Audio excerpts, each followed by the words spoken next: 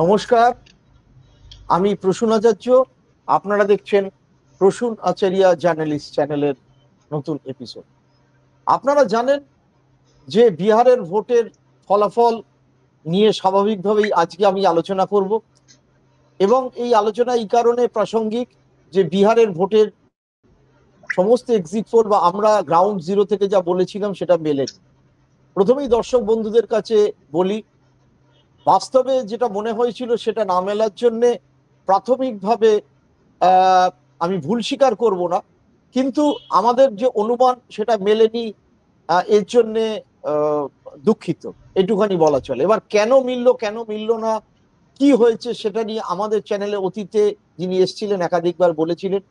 আমি আমাদের রাজনৈতিক বিশ্লেষক সুমন সেনগুপ্তকে পেয়ে গেছি। সুমন সেনগুপ্তর সাথে এটা নিয়ে বিস্তারিত আলোচনা করব। সুমন, তোমাকে আমাদের ইউটিউব চ্যানেলে ধন্যবাদ। আমরা এর আগে একাধিকবার বিহারের ইলেকশন নিয়ে আলোচনা করেছি, এবং আমরা যে প্রেডিকশন করেছিলাম যে আহ, বিহারে এবার খুব কাটে কাটাক্কার হবে, এবং এক্সিট পোলের শেষের দুদিন অ্যাক্সিস মাই ইন্ডিয়া যা দিয়েছিল তাতেও পরিষ্কার মনে হচ্ছিল কিন্তু কাটে কাটাক্কারি হতে চলেছে। বা অন্য অনেকেই, ডিবি লাইভ বলেছে, অন্য লোকাল চ্যানেলও বলেছে, যদিও কিছু কিছু এক্সিট পোলে অনেক বেশি দেখিয়েছিল, কিন্তু কেউই ভাবেনি যে বিজেপির এরকম স্ট্রাইক রেট ভারতের নির্বাচনের ইতিহাসে 100টা সিটের মধ্যে প্রতিদ্বন্দ্বিতা করে বা 101টা, কেউ 92-93টা জিততে পারে, 92-3% স্ট্রাইক রেট নিতে পারে, এবং যেভাবে বিরোধীকে একেবারে প্রায় শূন্য করে দেওয়ার হলো, অথচ দেখা যাচ্ছে তাদের ভোট পার্সেন্টেজে তারা অনেকটা পেয়েছে। তো এটা আমাদের একেবারে অস্বাভাবিক বলে মনে হচ্ছে। এই নিয়ে বিস্তারিত আলোচনা হবে, তোমার কাছে যে তথ্য আছে তুমি পেশ করবে, আমরাও বলবো। তাই দর্শক বন্ধুদের বলি একটু মন দিয়ে শুনবেন, আমরা বায়াস নয়। আমরা একথা বলছি না যে পুরো ইলেকশনটাই রিগড হয়েছে, কিন্তু এটা বলতে দ্বিধা নেই, the greatest election manipulation in the history of Indian election, যা 1952 সাল থেকে 2025-এর মধ্যে এইরকম ম্যানিপুলেটেড ইলেকশন, এইরকম এসআইআর করে ভোটারদের নাম বাদ দেওয়া, এই রকম ভোট ঘোষণার পরে ফাইনাল তালিকার পরে যখন কত পার্সেন্ট লোক ভোট দিয়েছে দেখা যাচ্ছে জাম করে যাচ্ছে, এ অভূতপূর্ব ঘটনা যেটা জ্ঞানেশ কুমার করেছেন। আমরা সেই নিয়েই আলোচনা করব। আমরা আগেই দর্শকদের বলেছি যে আমাদের অনুমান অনেকটাই মেলেনি। আমরা বলেছিলাম পিকে আসন পাবে না, একটা দুটো পাবে বা পাবে না, সেটা যেরকম মিলেছে সেরকম কাটে কাটাক্কার হয়নি। কেন হলো না, কোথায় ভুলভ্রান্তি, কি ব্যাপার, এটা নিয়ে আলোচনা করব। সুমন, তুমি তোমার হিসেবটা একটু বলো, কারণ তোমারও অনুমান ছিল অন্তত পক্ষে কাটে কাটাক্কার হবে, কিন্তু লড়াই হবে সমানে সমানে, কিন্তু সেটা যে কেন হলো না, তোমার যদি হিসেব বা পরিসংখ্যান যেটা রেকর্ড অন রেকর্ড আছে, ইলেকশন কমিশনের ভূমিকা তুমি যদি একটু বিস্তারিত বলো।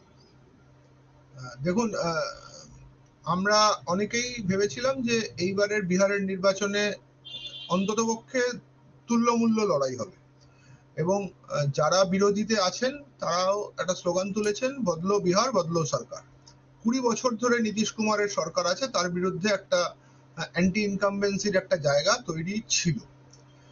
এখন ফলাফলের পরে দেখা গেল যে এইরকম একটা চেহারা পেল, যাতে 101টা সিট আসনে লড়ে বিজেপি 93টা, আর 101টা আসনে লড়ে নীতিশ কুমার 84টা। তাহলে তো অ্যান্টি ইনকামবেন্সি শব্দটাই ভারতবর্ষের রাজনীতি থেকে কিংবা যে কোনো পৃথিবীর গণতান্ত্রিক রাজনীতি থেকে এটা সরে যেত। যে একটা মানুষের একটা থাকতে থাকতে অনেক কিছু হতে পারে, কিন্তু তার বিরুদ্ধে একটা ক্ষোভ তৈরি হয়, সেই ক্ষোভটা কোথাও একটা আটকে যেত।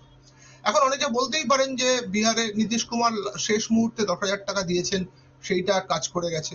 অনেকে অনেক কিছু বলতে পারে। দুটো কথা আমার মনে হয়। একটা হচ্ছে যে গতবার চিরাগ পাসওয়ান 2020 সালে চিরাগ পাসওয়ান এনডিএর বাইরে থেকে নীতিশ কুমারকে যথেষ্ট একটা ক্ষতি করেছিল। এইবার নীতিশ কুমার এবং চিরাগ পাসওয়ান আপাতভাবে একসঙ্গে থেকে একটা এমন একটা চেহারা তৈরি হলো, তাতে দু দলের ভোট কেমিক্যালি ট্রান্সফার্ড হয়েছে বলেই মনে হয়েছে, এবং এটাই যথেষ্ট একটা অন্যতম কারণ যে এই রেজাল্টটা হওয়ার। কিন্তু তা সত্ত্বেও কি এই রেজাল্টটাকে এক্সপ্লেন করা যায়? এই রেজাল্টটাকে যে চেহারাটা পেয়েছে সেটা কি এক্সপ্লেন করা যায়? আপনি যেটা বলছিলেন যে ভোট পার্সেন্টেজে আরজেডি 22%, 23% মতো ভোট পেয়ে সে আসন পেয়েছে 27-28টা কিংবা পাবে, তা সেই রকম অবস্থায় তা আসলে আমাদের দেশের সিস্টেমটা হচ্ছে ফার্স্ট পাস দ্য পোস্ট, মানে যে কম ভোটের পার্সেন্টেজ পেয়েও কিন্তু নাম্বার অফ সিট বেড়ে যায়, এইটা হচ্ছে 1 নম্বর জায়গা। সুতরাং এইটাকে খুব বেশি আপনি প্রশ্ন করে উত্তর পাবেন না যদি না ফার্স্ট পাস দ্য পোস্ট সিস্টেমটাকে বদলানো যায়। এখন বিরোধীরা অনেকে বলছেন যে অতি পিছড়ে বর্গের যে জায়গাটা তারা পুরো উজিয়ে ভোট দিয়েছে বিজেপি, নীতিশ কুমার এবং চিরাগ পাসওয়ানের এই জোটটাকে। হতেই পারে, আমি একটা অস্বীকার করছি না, কিন্তু আমার যে একটা গভীর প্রশ্ন আছে, মানে একটা কঠিন প্রশ্ন আছে, সেটা হচ্ছে যে এটা সকাল থেকেই চলছে যে বিহারে 7,42,00,000 ভোটার দিয়ে ভোটটা শুরু হয়েছিল, মানে ভোটটা ফ্রিজ হয়তো একটা কোথাও একটা এসআইআর করার সময়, ধরো যে এসআইআর এর যখন প্রথম এসআইআর এর নোটিফিকেশন হয় তাতে প্রচুর লোক প্রথমে বাদ যায়, 67 লক্ষ বাদ গেছিল যদি না খুব ভুল বলে থাকি, 67 লক্ষ বাদ গেছিল। এবার সিপিআইএমএল এর যেহেতু ওখানে নিবিড় কিছু কাজ আছে, সিপিআইএমএল এর কর্মীদের সঙ্গে কিঞ্চিত কিছু যোগাযোগ থাকার সুবাদে আমি কথাবার্তাও বলেছিলাম, একদম আরা সিট ধরে বলতে পারি আরা সিটে 20,000 সিপিআইএমএল এর ভোট কাটা গিয়েছিল, এবং ওখানকার যারা কর্মী তারা বলছেন কাটা গেছে, কিন্তু এটাকেও ওভারকাম করে উল্টো দিকে ভোট করানো সম্ভব। আজকে আরা সিটের ফলাফলে দেখা যাচ্ছে প্রায় 19,000 ভোটে সিপিআইএমএল এর প্রার্থী দ্বিতীয় হয়ে পরাজিত হয়েছে। আমি আরেকটা উদাহরণ দিচ্ছি, আগিয়াও বিধানসভাতে গতবারের জেতা প্রার্থী ছিলেন মনোজ বঞ্জিল, তারপরে তাকে ওখানকার প্রশাসন গ্রেপ্তার করে জেলে পাঠার পরে তার রাখতে না পারে ছেড়েও দেয়, কিন্তু এবার মনোজ বঞ্জিলকে অফ করে দেওয়া হয়েছিল সিপিআইএমএল এর তরফ থেকে, তার বদলে অন্য একজন ছিলেন, তিনি হেরেছেন 95 ভোটে, দ্বিতীয় হয়েছেন 95 ভোটে। এবার গতবারে মনোজ মঞ্জিলের জেতার মার্জিন ছিল প্রায় 20,000 থেকে তিনি ফিরে আসছেন, মানে সিপিআইএমএল এর প্রার্থী হারছেন 95 ভোটে। এটা অস্বাভাবিক, মানে যদি অ্যান্টি ইনকামবেন্সি শব্দটা বলতে হয় তাহলে তো সিপিআইএমএল প্রার্থীর বিরুদ্ধে অ্যান্টি ইনকামবেন্সি আছে, আর নীতিশ কুমার কিংবা সম্রাট চৌধুরী কিংবা বিজেপির কোনো প্রার্থীর বিরুদ্ধে অ্যান্টি ইনকামবেন্সি নেই, এটা তো পাগলেও বিশ্বাস করবে না। সুতরাং অ্যান্টি ইনকামবেন্সি একটা ছিল, তাহলে রহস্যটা কোথায় আছে? আমার যেটা রহস্য মনে হয়েছে, সেই রহস্যটাকে একটা সমাধান করাটা জরুরি। সেটা হচ্ছে 7,42,00,000 ভোটার দিয়ে বিহারের ফ্রিজ হয়েছিল। এবার গতকাল যে হিসাবটা দিয়েছে, যেটা নিয়ে অনেকে অনেক ইসে করছেন, জায়গা তুলেছেন, সেটা হচ্ছে যে 7,42,00,000টা 7,45,00,000 হয়ে গেল কি করে হঠাৎ করে। এবার সেটাতেও একটা ইলেকশন কমিশন কত হলো আরেকবার দর্শকদের শোনাতে, 7,45,00,000 হয়ে গেল, মানে 3 লক্ষ বেড়ে গেল, 3 লক্ষ বেড়ে গেল। এবার এই যে আমি জাস্ট 1 মিনিট থামাচ্ছি দর্শকদের বলার জন্য, গতবার মাত্র 12,000 ভোটের ব্যবধানে দুটো মহাগঠবন্ধন আর এনডিএর মধ্যে অনলি 12,000 ছিল, এবার কিন্তু স্টেট অ্যাওয়েতে 3 লক্ষ বেড়ে গেল ফ্রিজ করার পরে। হ্যাঁ, এবার আপনারা দর্শকরা যাতে ব্যাপারটা বোঝেন। হ্যাঁ, এবার ঘটনাটা হচ্ছে এবার 7 কোটি, এবার ইলেকশন কমিশন যে প্রেস স্টেটমেন্টটা আজকে সকালে দিয়েছে, যেটা নিয়ে হইচই পড়েছে খুব, সেটা হচ্ছে যে তার মধ্যে পরিষ্কার লেখা যে সেটা আরো অসম্ভব রকমের অসুবিধাজনক প্রেস স্টেটমেন্ট, সেটার মধ্যে লেখা আছে যে 66.19% অফ দা, এটা হচ্ছে ভোটার টার্ন আউট, মানে এইটা যদি হয় তাহলে 66.19% অফ 7 কোটি যদি করি তাহলে বিষয়টা কি দাঁড়ায়, মানে ভোটার টার্ন আউট যদি অঙ্কটা উল্টো দিক থেকে হিসাব করি তাহলে একরকম হয়, আর যদি এদিক থেকে করি তাহলে ধরো মোটামুটি কাছাকাছি বল, নাহলে তো কোটির হিসাবে চলে যায় ওটা। আমি সেই অঙ্কটা, ওদের লেখার মধ্যে একটা ভুল আছে, সেটার মধ্যে আমি যাচ্ছি না। একটু আগেই আমাকে দুজন ফোন করে বলছিলেন যে এটা তো কোটির হিসাবে চলে যাবে ওরা যদি বলে থাকে।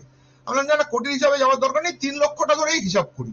3 লক্ষর এই যে বেড়ে যাওয়াটা, আপনার সঙ্গে আমি যে কথাটা বলছি 7,42,00,000 থেকে 7,45,00,000, এইটা কি করে হলো, এইটাই তো এখন আপাতত সবাই বলছে। এবার তার উত্তরেও বেশ কিছু লোকজন বলেছেন যে এসআইআর করার পরে সুপ্রিম কোর্টের ভার্ডিক্ট অনুযায়ী যখন বলা হচ্ছিল যে যতদিন না নমিনেশন ফাইল হচ্ছে একটি বিধানসভা কেন্দ্রে, তাতে লোকজন অ্যাপ্লাই করতে পারেন, সেই অ্যাপ্লাইটা যাতে লোকজন করেন সেটা সুপ্রিম কোর্ট বলেছিল, এবং ইলেকশন কমিশন তাতে রাজিও হয়েছিল।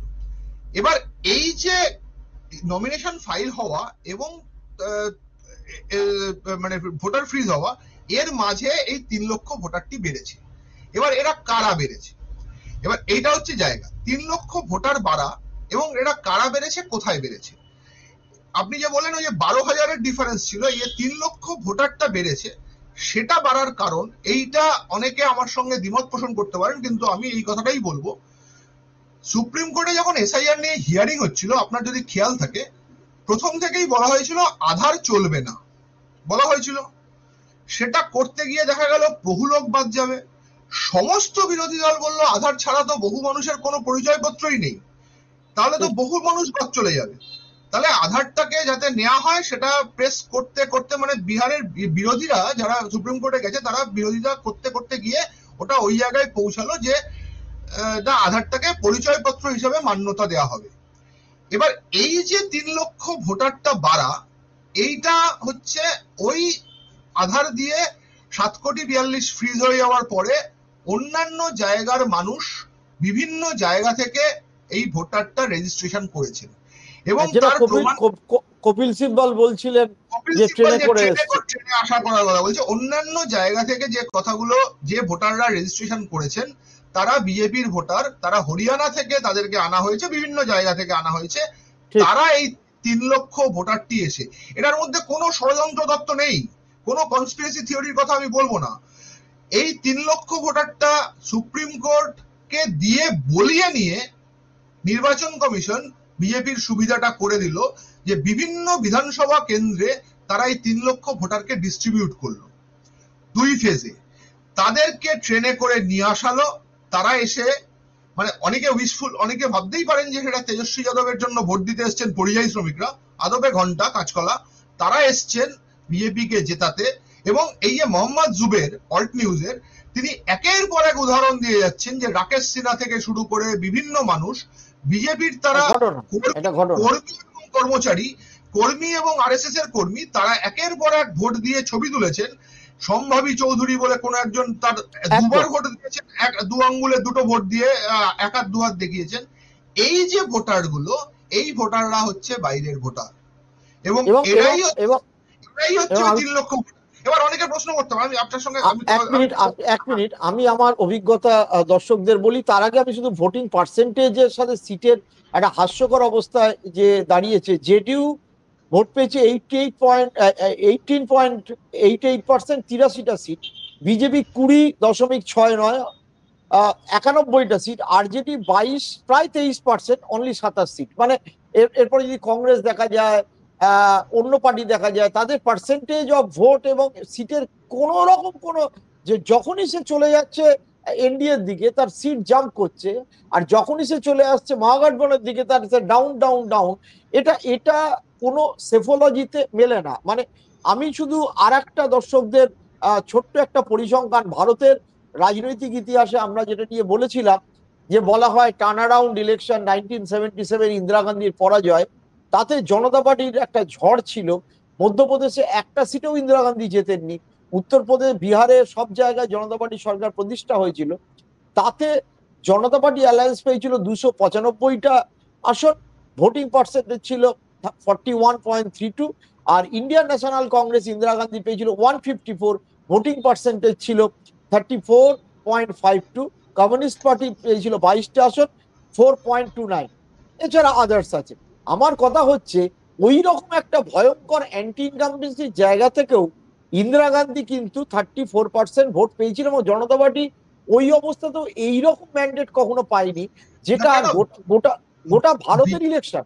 আমাকে একজন শুধু বলেছেন, যে আমি বলিনি, একজন শুধু বলেছেন যে এই বুদ্ধ কেন 2006 সালে বুদ্ধবাবু আমরা 234, ওরা 30, এই তো হয়েছিল। ইনফ্যাক্ট তখন মমতা ব্যানার্জি কিন্তু 30% ভোট পেয়েছিল। তো in terms of percentage and ভোটের এই একটা ছাড়া কোন রকম কোনো মিল হচ্ছে না। দর্শকদের আর একটা কথা, সুমন আমি আসছি তোমার কাছে, আমি দর্শকদের জন্য বলি, আমি মোকামা কেন্দ্রে, অন্য কেন্দ্রে দেখেছি মহিলা কাঁদছে। কেন? স্বামীর সাথে গেছে, ছবি মেলেনি, হাতে ভোটার কার্ড। আমি জিজ্ঞেস করেছি দেহাতি মহিলা কি হয়েছে, বলেছে যে আমার তো ছবি মেলেনি, আমাকে ভাটিয়ে দিয়েছে। তার বর বলছে আমি ভোট দিলাম। এক মহিলার সাথে দেখা, চৌপালে বসে আছে দাওয়ায়, সে ওই হাতে ভোটার কার্ড নিয়ে কি হয়েছে, বলছে আমাকে 3টে গ্রামের পরে পাঠিয়ে দিয়েছে। ঠিক এই এক অভিযোগ শুধু ওইখানে নয়, এটা সীমাঞ্চল, অর্থাৎ কাটিহার, পূর্ণিয়া, সহরসা, মাধেপুরা এদিকেও হয়েছে। দর্শক বন্ধুদের আর একটা তথ্য দিই, অদ্ভুত ব্যাপার, যেখানে 80-90% যাদব মুসলিম ডমিনেটেড এরিয়া, সেই অঞ্চল থেকে দেখা যাচ্ছে বিজেপি জিতছে। মানে আশ্চর্যজনক ভাবে ফলের সাথে কোন রকম আহ মানুষের যেখানকার, যদি আমি ধরি, কারণ এই ঘুষপেটিয়ায় মুসলিমদের বিরুদ্ধে বিজেপির আক্রমণ ছিল, কিচ্ছু মেলেনি। মানে এটা এটা কিভাবে হলো? ভোট চুরি রাহুল গান্ধী বলে যাচ্ছেন একটা দুটো কেন্দ্র, কিন্তু না না না, নোবডি আমি মানে বলছি, এটা কেউ আমি অ্যানালিসিস বলছি করতে পারছে না। এটা এটা অ্যানালিসিস করা যাবে না। প্রথম কথা হচ্ছে যে আমি আপনাকে বারবার আমি আমি আমার পয়েন্টে আবার ফিরে, মানে মনে করুন যে 2019 সালে বিজেপি তার পিকে পৌঁছেছিল, যখন একদম। ওই পুলওয়ামার পরবর্তী ঘটনাতে বিজেপি তার পিকে পৌঁছেছিল, এবং পিকে পৌঁছানোর পরে ওটা হচ্ছে তার হাইয়েস্ট 303টি সিট। এবার এর পরে কিন্তু তার ভোটিং পার্সেন্টেজও কমেছে, এই যে, এবং ভোটিং পার্সেন্টেজ, আসনের সংখ্যা সবই কমেছে। 2019 সালের পরে 24 সালে ওই রকম রাম রাজ্য হওয়ার অবস্থায়, রাম মন্দির প্রতিষ্ঠা হয়ে গেছে আপকি বার 400 বার, সেটাতেও কিন্তু এটা হয়নি যেটা এবারের বিহারের ভোটে হয়েছে।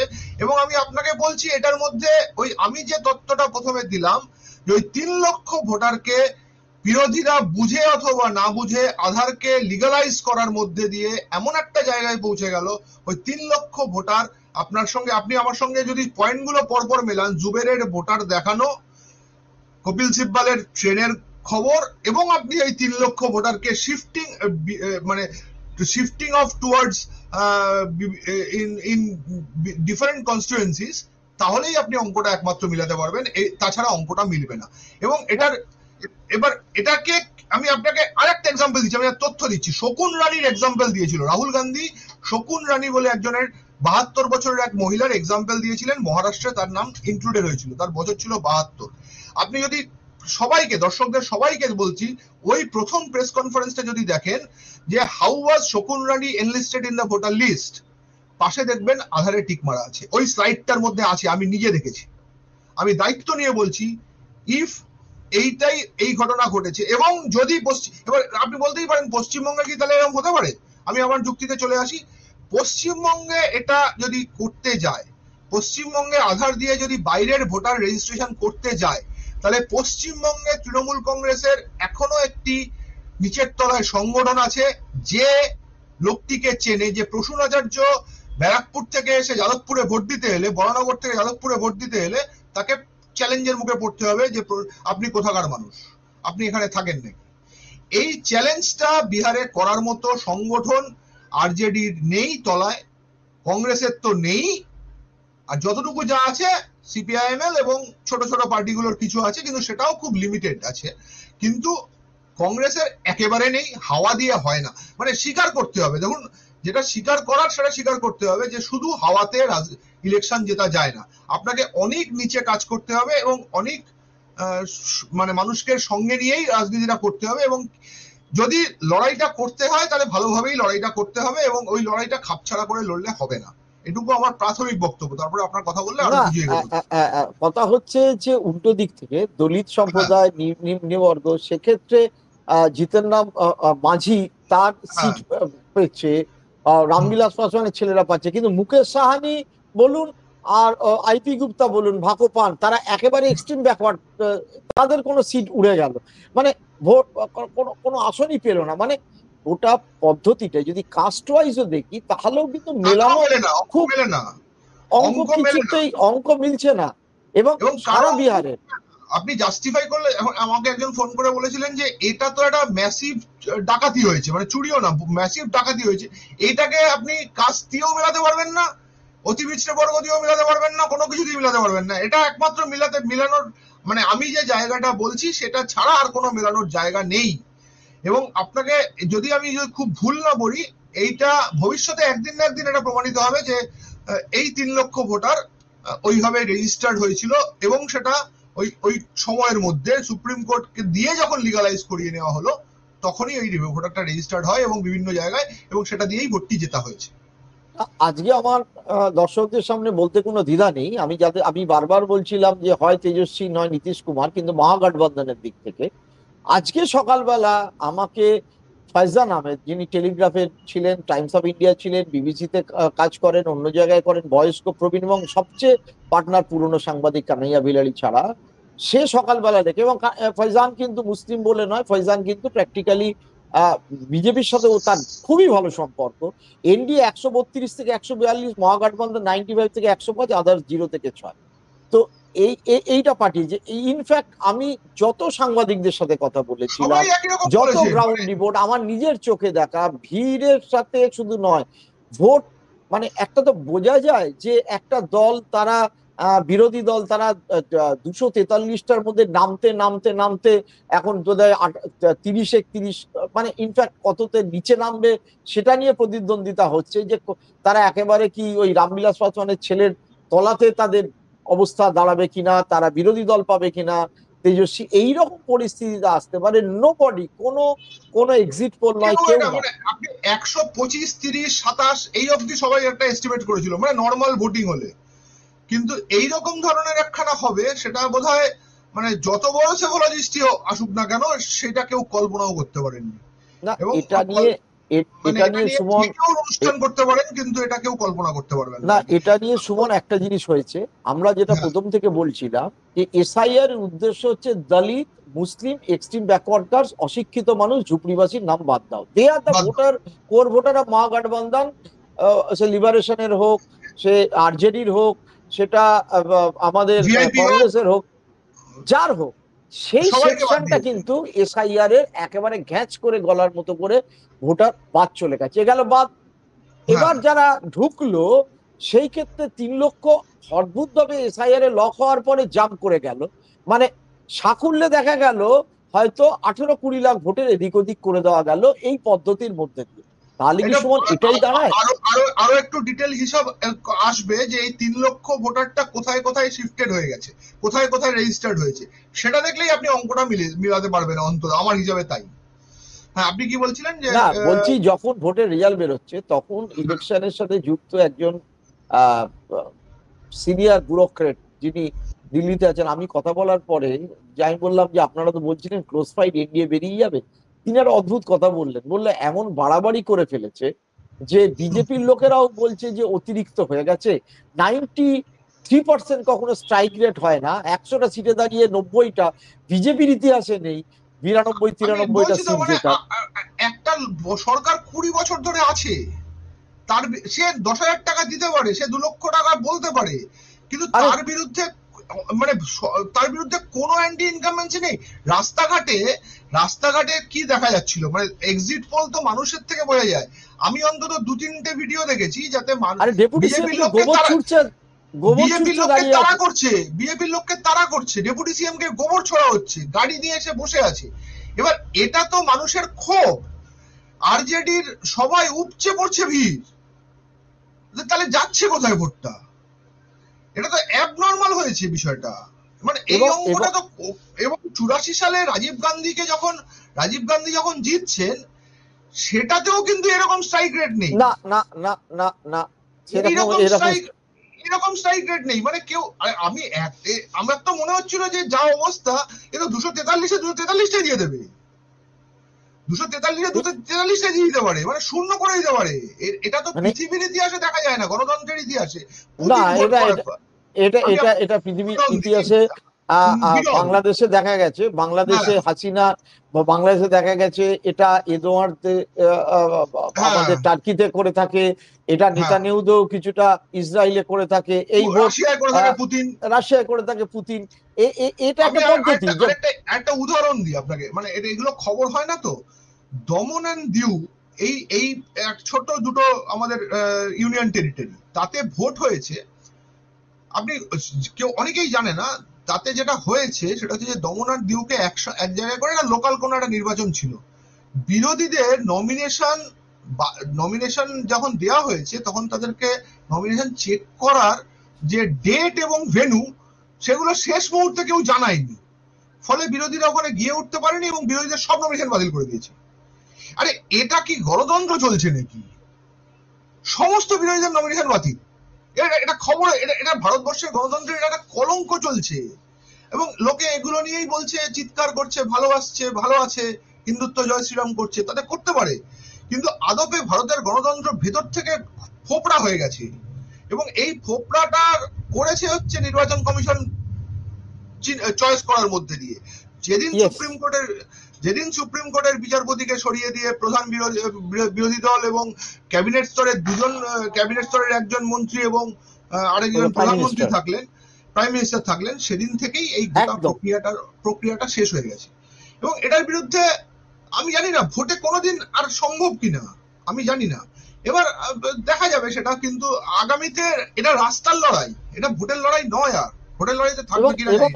এবং পশ্চিমবঙ্গের মানুষের কাছে যেটা মনে হচ্ছিল এসআইআর এর নাম থাকা না থাকা, বহু লোকেরই 2002 সালের নেই, মতোয়ারা বাদ যাবে। আজকে প্রাইম মিনিস্টার প্রায় হুমকির সুরে বলেছেন এরপর আমরা পশ্চিমবঙ্গ দখল করব, অর্থাৎ পশ্চিমবঙ্গে কিন্তু এসআইআর করে এইটা মমতা ব্যানার্জি কত আটকাতে পারবে। আমি এই মুহূর্তে খানিক আগেই একজন অত্যন্ত চিফ মিনিস্টার ক্লোজ, মানে মমতার অত্যন্ত ক্লোজ একজনের সাথে কথা বলছিলাম, তিনি বলছেন যে তৃণমূলও খুব মানে সেকেন্ড হয়ে গেছে, মানে তারাও বুঝতে পারছে না তারা যে প্রক্রিয়ায় দাঁড়িয়েছিল, তারা যেভাবে করছিল, আলটিমেটলি তাদের লোককে কিভাবে বাদ দেবে না দেবে। আমি আপনাকে একটা কথা বলছি, মানে মনে করুন যে এই যে প্রক্রিয়াটা চলছে এখন পশ্চিমবাংলায়, সেটা 4 ডিসেম্বরে শেষ হচ্ছে। 4 ডিসেম্বরের পরে 9 ডিসেম্বর খসড়া তালিকা প্রকাশিত হবে। এবার খসড়া তালিকা প্রকাশিত হওয়ার সময় প্রসূন আচার্য কিংবা সুমন সেনগুপ্ত তার নাম আছে কিনা সেটা কিন্তু আর খসড়া তালিকায় দেখা যাবে না, এটা লোকে বুঝতে পারছে না। আমি এখন যে আপনি এসআইআর 2002-তে যে সার্চ করে পাচ্ছেন, কিংবা 2025-এর ইলেকট্রাল রোলে আপনার ইলেকশন কমিশনের ডেটাটা পুট করে আপনি দেখতে পাচ্ছেন এই বুথে এইখানে এই পার্ট নাম্বার দেখতে পাচ্ছেন, খসড়া তালিকাটা যখন প্রকাশিত হবে তখন কিন্তু আর দেখার কোনো সুযোগ নেই। তখন তাহলে কি সুযোগ আছে? যাদের নাম বাদ গেল সেইটা সুপ্রিম কোর্টের ভার্ডিক্ট অনুযায়ী বুথে টাঙিয়ে দেওয়া হবে। অর্থাৎ প্রসূন আচার্য কিংবা সুমন সেনগুপ্ত যদি বাদ যায় তাহলে তার কাছে হয় ফোন আসবে, নয় মেসেজ আসবে, কিংবা তাকে বুথে গিয়ে দেখতে হবে আমার নামটা আছে কি নেই। আর যদি আমি ক্যাজুয়াল হই তাহলে সেটাও দেখবো না, আমি বুথে যেদিন ভোট দিতে যাবো সেদিন দেখবো নামটা নেই। চোখের সামনে আমি দেখেছি, এইটাই হবে, ভোটের দিন ঘুরে আমি দেখেছি লোকে গিয়ে আশ্চর্যজনক ভাবে 9 ডিসেম্বর থেকে 9 ফেব্রুয়ারিতে গিয়ে ওয়েস্ট বেঙ্গলের ভোটার তালিকা ফ্রিজ হবে। এবার 9 ফেব্রুয়ারি ডেট গুলো আমি বলে যাচ্ছি, 9 ডিসেম্বরে খসড়া তালিকা প্রকাশিত হবে, 9 ফেব্রুয়ারি ভোটার তালিকা ফ্রিজ হবে। এর মধ্যে যা সুপ্রিম কোর্টে গুতাগুতি যা হবে হবে, কিন্তু 9 ফেব্রুয়ারির পরে ফ্রিজ হয়ে যাবে। তার মানে ফ্রিজ হওয়ার পরে যারা যারা নাম তুলতে পারছেন, একজন লিখেছেন, যাদের নাম বাদ গেছে তাদেরকে কিন্তু ওই প্রসেসটার মধ্যে যেতে হবে, তাকে যেতে হবে, তার প্রমাণ করতে হবে আমার বাবা ছিল এই, আমার মা ছিল এই, এসব প্রমাণ করে তার নম্বরটা আরো কঠিন। এইবার বাইরের ভোটাররা ফর্ম 6 দিয়ে ঢুকবে, এইটাই খেলা।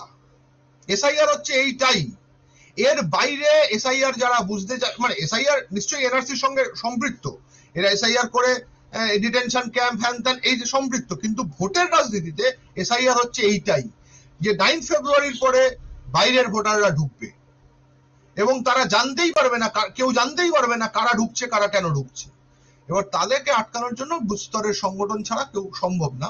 এবং আপনি যেটা বলেন প্রধানমন্ত্রী যদি হুমকি দিয়ে থাকে, এবং এখানকার বিরোধী দলনেতাও বলেছেন আপকি বার বাঙ্গাল, এটা বলেছেন আমি দেখেছি, কিন্তু তাতে মানে বিষয়টা ওইটাই, এইটাই পদ্ধতি, এটাই অপারেশনাল পদ্ধতি, এটাই হচ্ছে জায়গা।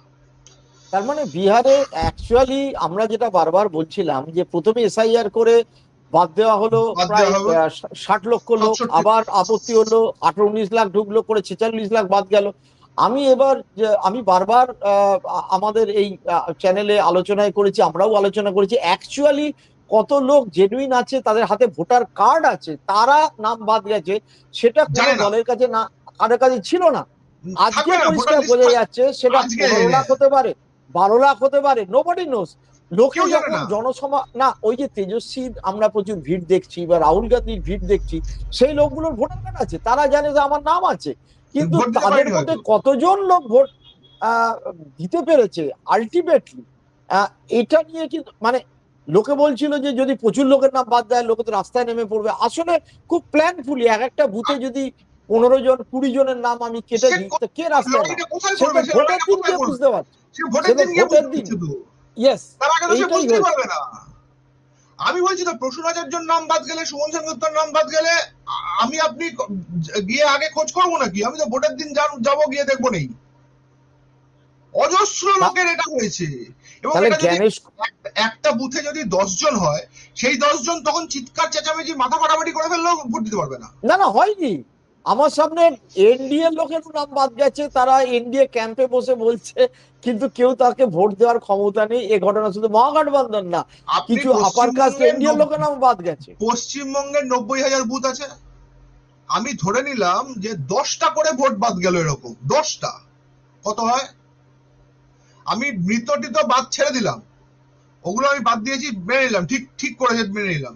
90,000 ইন্টু 10 মানে 9 লক্ষ স্টেট স্টেট হবে 9 লাখ। এই আমি 10টা ধরে করছি, 9 লক্ষ ভোটার ভোটের দিন গিয়ে যদি জানতে পারে যে তার ভোট নেই, কিন্তু 9 লক্ষ, আপনি এবার হিসাব করুন পশ্চিমবঙ্গে তৃণমূল এবং বিজেপির ভোট ডিফারেন্স কত ছিল,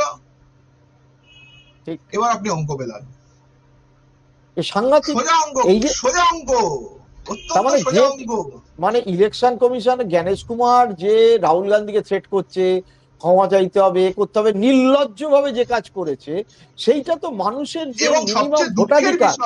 সবচেয়ে দুঃখের বিষয় হচ্ছে বিরোধীরা বুঝে অথবা না বুঝে এটাকেই জাস্টিফাই করে গেল সুপ্রিম কোর্টে যে আমাকে আধারটা দিয়েই করাতে হবে। বলছে আমার তো আর কোনো পরিচয়পত্র নেই। ঘটনাটা আমার তো আর কোনো, ওরা তো প্রথমেই পরিচয়পত্রগুলোকে নালিফাই করে দিল, ভোটার কার্ড, অন্য card, job card, ration card সব বাদ দিল। এবার আমি তো বিপদে পড়লাম, আমার তো আর কিছু নেই, তখন আমি বাধ্য হলাম বলতে যে আধার দেবো। এবার ওর কিন্তু মাথায় ছিল এটা দিয়েই করা হয়। এটা আনপপুলার ওপিনিয়ন হতে পারে, কিন্তু লোকে যদি যুক্তি দিয়ে আপনার শোতে যদি কেউ কমেন্ট করে, আমি তাকে উত্তর দিতে রাজি আছি, কিন্তু বিষয়টা এইটা যে এটাই হচ্ছে এসআইআর, যেই এসআইআর এ করে বিজেপি বিহারে জিতেছে, সেই এসআইআর করে হয়তো, এখনো কোট আনকোট হয়তো শব্দটা রাখছি, পশ্চিমবঙ্গেও জেতার চেষ্টা করবে। এবার পশ্চিমবঙ্গের মানুষ কিংবা তৃণমূল কংগ্রেসের সংগঠন কতটা আছে সেটা দেখার বিষয়। তারা যদি করতে আটকাতে পারে তাহলে আটকাবে, আর না যদি না আটকাতে পারে আটকাতে পারবে না, তাহলে আমাদের কপালে যা আছে তাই হবে। গ্রেট, এটাকে কি আমরা গ্রেট ইন্ডিয়ান মানে ইলেকশন তামাশা বলতে চাই? এই বলতে পারি, কিন্তু এর তো কোনো রেমিডি আপাতত দেখা যাচ্ছে না। রাস্তায় নেমে ভোট অধিকার যাত্রা করলাম, কিছু নাম ঢোকালাম, এটা হবে না। এটাতে মানে বিষয়টাকে আপনাকে 3টে ডট মিলিয়ে দিলাম আমি। একটা হচ্ছে যে ভোটার ঢোকানো, একটা হচ্ছে ট্রেনে করে কপিল সিবালের আনা, একটা হচ্ছে জুবেরের ভোটার দেখানো, এবং এই 3টে ডটকে আপনি এক জায়গায় ফেলুন, তাহলে দেখবেন অঙ্কটা মিলে গেছে।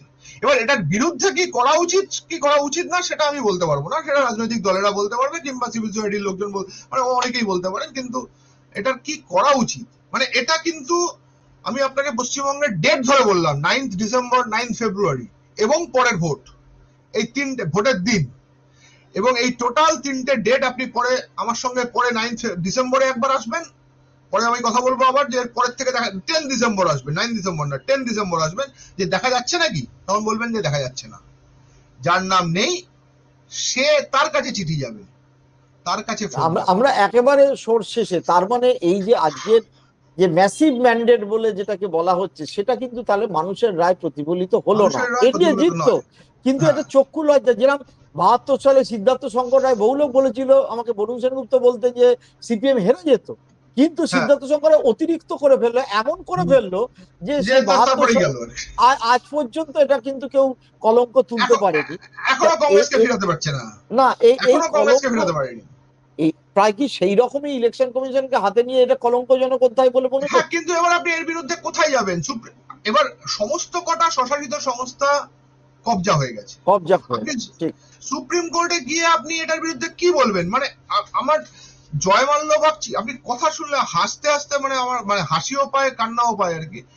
সুপ্রিম কোর্টে হিয়ারিং হচ্ছে, জয়মাল্য বাগচিকে একজন প্রশ্ন করলেন, মহুয়া মৈত্র টুইট করেছেন যে 2002 এর এসআইআর কাউকে যদি খুঁজতে হয়, প্রসূন আচার্য নিজের নাম খুঁজবে, বড়নগরের একটি স্কুলে তিনি ভোট দিতেন 2002 সালে, তাকে খুঁজতে হলে মিনিমাম ওই স্কুলটাকে বার করতে হবে, প্রথমে তার কনস্টিটিউয়েন্সি বার করতে হবে, তারপরে অ্যাসেম্বলি কনস্টিটিউয়েন্সি বার করতে হবে, তারপরে তাকে 2002 এর ওই স্কুলটা থেকে 1000 লোকের নাম থেকে খুঁজে বার করে তারপরে তার নামটাকে বার করতে হবে প্রসূন আচার্য আছে কি নেই।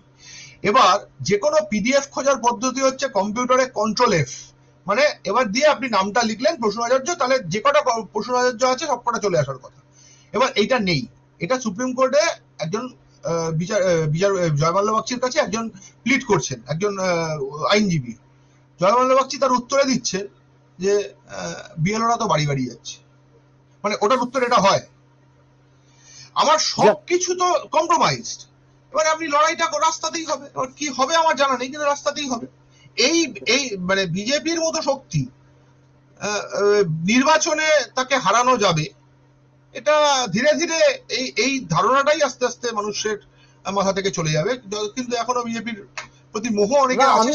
আমি শো শেষ করার আগে আমার একটা এপিসোডে আমি বলেছিলাম বিজেপির টোটাল গেম প্ল্যান হচ্ছে 2029-এর লোকসভা ইলেকশনের আগে এমন একটা ইলেকটোরেট করা যেখানে 15 কোটি প্রায় ভোটার এইভাবে বাদ চলে যাবে, দলিত, গরিব, ঝুপড়িবাসী, সাধারণ মানুষ যারা বিজেপির বিরুদ্ধে ভোট দেয়, এবং যে ইলেকটোরেটটা তৈরি করবে সেটা হচ্ছে বিজেপি ওরিয়েন্টেড ইলেক্টেড, এবং তার যদি 50% লোক 60% লোক ভোট দেয় তাহলে বিজেপি হাসতে হাসতে বিভিন্ন অন্ততপক্ষে হিন্দি বলয় বা গোবলয় যেখানে বলি সেখানে জিতবে এবং তারা সারা ভারতে কায়েম করবে। যাক, তবে অনেক ইফস অ্যান্ড বাটস রয়েছে দর্শক বন্ধুদের জন্য, এবং আমরা যেটা বলেছিলাম যে, এবং সবচেয়ে বড় কথা হচ্ছে নীতিশ কুমার ছাড়াই কিন্তু বিজেপি, যেটা অমিত শাহ বসে বসে ভোট পাকিয়েছিল, ওরা এখন গভর্নমেন্ট করতে পারবে। এখন বিজেপির এই লড়াই চলবে, মেন স্ট্রিম মিডিয়ায় বিষয়টাকে অন্যভাবে দেখাবে, আমরাও আমাদের মতো করে বিষয়টা আলোচনা করব। দর্শক বন্ধু যারা এতক্ষণ ধরে শুনছিলেন তাদের ধন্যবাদ। আমাদের চ্যানেলটা লাইক, শেয়ার, কমেন্ট করবেন। আশা করি সুমন, আবার তোমাকে পাবো। অনেক অনেক ধন্যবাদ। দর্শকদের নমস্কার।